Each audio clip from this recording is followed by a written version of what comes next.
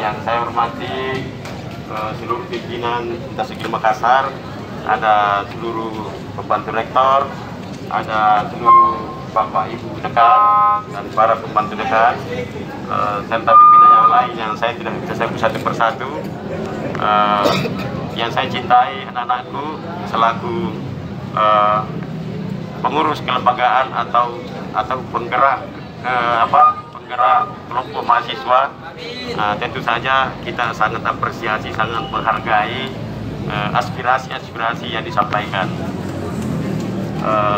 Tentu tidak berarti bahwa apa yang Anda sampaikan kepada saya itu saya akan lakukan. Tentu saya akan berdasarkan juga pada aturan-aturan yang ada, ya. Tidak bisa logikamu yang saya harus bangun di tempat ini, tidak bisa keinginanmu yang saya harus ikuti di tempat ini. Karena sebelum Anda ada, sudah ada aturan, atau Anda ada, kami memang sudah punya aturan di lembaga ini, dan bukan aturan dibuat-buat sendiri, tapi berdasarkan kajian-kajian yang kiranya bisa mengantarkan mahasiswa atau lembaga ini lebih baik dari sebelumnya. Ya, yang pertama, Anda mengatakan turunkan UKT. Ini isu nasional, Pak. Hampir semua perguruan tinggi di seluruh Indonesia, perguruan tinggi negeri di seluruh Indonesia, itu meminta kepada rektornya agar yang semester 9 ke atas itu diturunkan. Kemarin kami rapat di Jakarta bersama seluruh rektor se-Indonesia, bersama dengan seluruh direktur politeknik dan seluruh koordinator okupatif wilayah seluruh Indonesia. Kami rapat dan dipertanyakan ini, bagaimana dengan isu-isu mahasiswa di setiap kampus yang ingin meminta untuk diturunkan UKT ketika sudah melewati semester 8 ke atas. Jawaban Pak Menteri sederhana sekali, tegas dan singkat. Pak Menteri mengatakan, kemarin saya di Jogja pertanggal hari Sabtu kemarin, ada Pak Jokowi di sana, ada Pak Menteri, dan kemudian Pak Menteri itu dicegar sekelompok mahasiswa dari Universitas Negeri Yogyakarta dengan Universitas Gadjah Mada, itu menyampaikan hal yang sama yang Anda sampaikan hari ini. Pak Menteri mengatakan, siapa itu yang mau diturunkan UKT-nya? Berapa orang? Kasih tahu saya. Tunggu dulu, ini dialognya Pak Menteri. Seperti kau tidak punya etika. Ya, itu ya. Sekarang Pak Menteri tanya lagi. Kalau semester 9 masih mahasiswa kan? Jangan bicara saya bilang masih mahasiswa. Kalau begitu, apakah Anda masih membutuhkan layanan? Ketika sudah semester 9 masih butuhkan layanan seperti sedia kala waktu masih semester 1 sampai 8 masih, karena belum selesai. Nah, lalu kalau begitu, ya Anda tetap harus membayar, karena itulah yang sudah disepakati dan ditetapkan, dan itu sampai kepada kementerian dan sampai juga data itu kepada Menteri Keuangan. Kalau Anda paksa kita melanggar dari itu, Anda paksa kita untuk kemudian menjadi temuan dan kita akan dituntut. Karena itu kita sampaikan Pak Menteri, bisa tidak Pak Menteri memberikan ketegasan kepada kita semua rektor agar apakah ini ada petunjuk untuk melakukan ini? Itu tidak bisa lagi itu jadi itu sudah clear, itu tidak akan ada perubahan kecuali ada kasuistik. Misalnya ada mahasiswa ketika pada saat dia semester 1 dulu dianalisis berapa UKT yang harus dia bayar, katakanlah misalnya 3 juta pada waktu itu datanya. Tiba-tiba dalam perjalanan kuliah kita tidak minta-minta, ada meninggal orang tuanya misalnya, itu boleh disampaikan dan kita akan turunkan itu, tapi tidak secara general seperti itu, tidak seperti itu. Nah, ada misalnya, ini pun tidak fair menurut saya, karena kenapa? Adakah kemudian mahasiswa yang datang melapor kepada kita bahwa Pak, saya punya orang tua dapat jabatan, sudah tinggi penghasilannya dibanding dengan waktu dulu saya diwawancarai, harus saya dinaikkan UKT saya. Tidak ada yang begitu datang. Tidak ada mahasiswa yang datang seperti itu. Yang datang adalah, saya ini Pak, meninggal orang tua saya, itu kita layani dan kita turunkan itu. Tapi tidak untuk seperti ini umum. Satu, Ya itu tidak bisa. Jadi clear itu harga mati itu. Tidak bisa.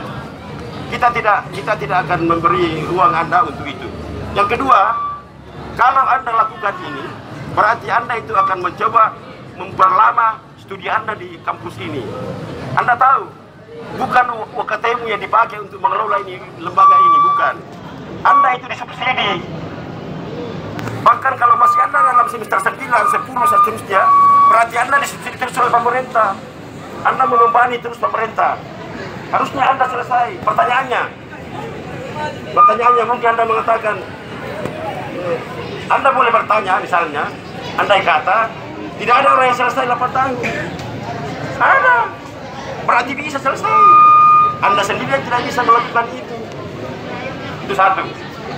Yang kedua, yang berkenaan dengan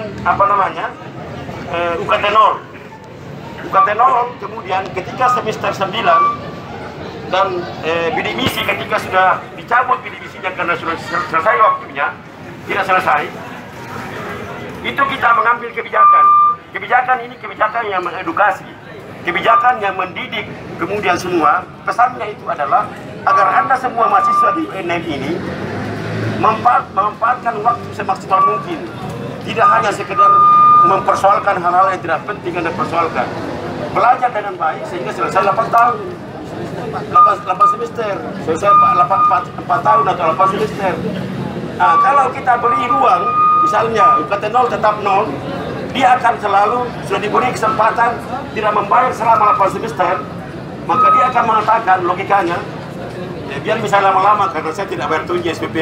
Ini yang kita mau coba edukasi. Begitu juga yang bidik misi. Bidik misi ini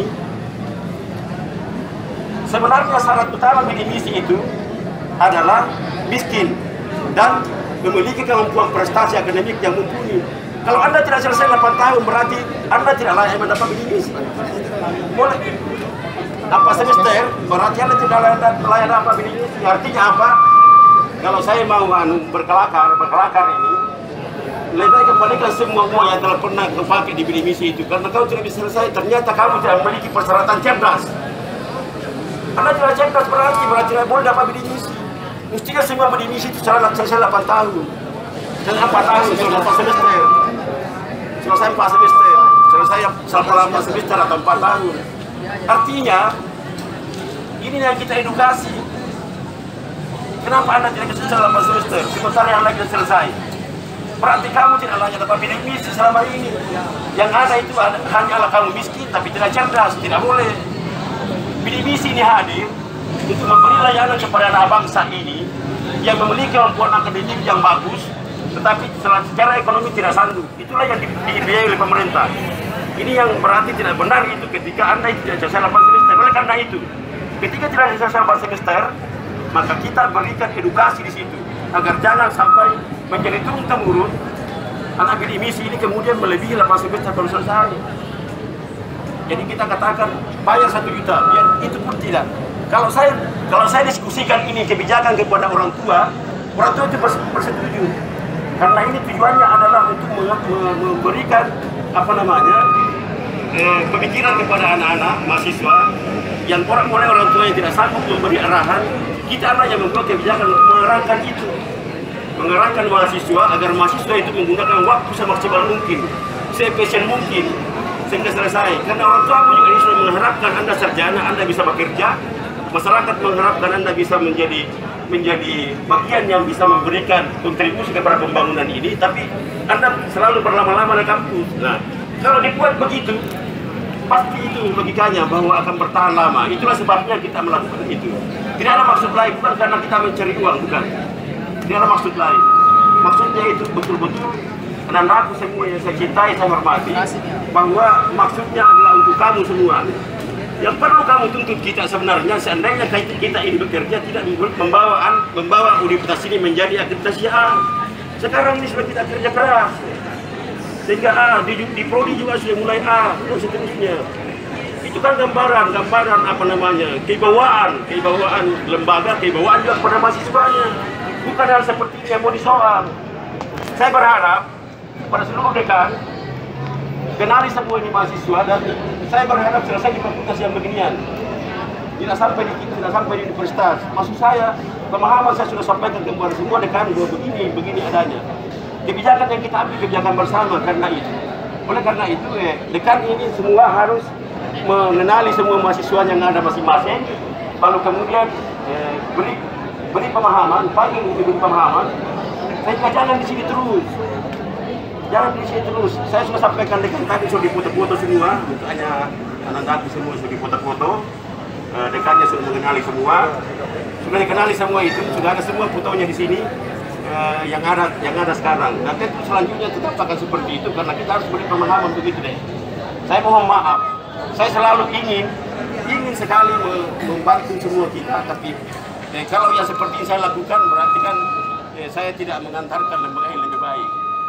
Ya, jadi kira-kira begitu.